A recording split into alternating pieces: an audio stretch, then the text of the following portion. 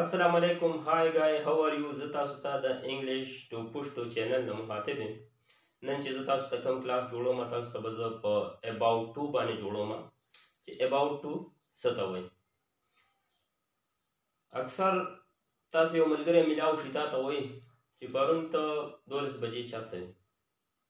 ته هغه ته وایي چې پرون 12 بجې تا ته ما کال کولو، یعنې زه تا ته ما ټلیفون کولو والی وم، یعنې تا ته زه ما رنګ کولو والی وم. نو ته به ورته په انګلیش کې څنګه وایې؟ I was about to call you. I was about to call you. ها بیا دا خو د پاست ټینس جمله شوه، د تیر وخت خبره شوه، یعنې پرونی خبره شوه.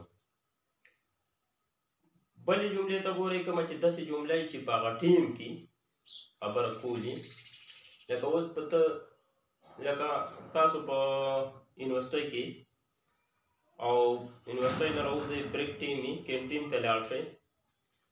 په کینټین کې تاسو څه خوراک مراک وکړئ، خو بس کلاس شروع کېدو والی لږ ټیم وي. نو ته ملګري ته داسې ویلی شي چې هر یک، یعنې زر کوه، انتادي کوه، کلاس د انګلیش کلاس شروع کېدو والی دی، یعنې بس شروع کېږي، ټیم پکې نشته. نو ته ورته داسې ویلی شي هر یک د انګلیش کلاس is about to start. The English class is about to start. یعنی زر کوه د انګلیش کلاس شروع کیږي. ها ته که مثال کې طور یعنی ته په یو ځای کې کار کې تاله یو کس راشي تا ته وایي چې کار څومره دی، یا د کار په باره کې تا نه تپوس وکړي چې څومره ټیم پس به دا ختم شي. نو ته ورته دا ویلی شي چې کار ختمېدو والی دی، یعنې کار بس ختمیږي، بس ختم دی کار، څه پکې نشته. نو داسې ورته ویلی شي the work is about to end.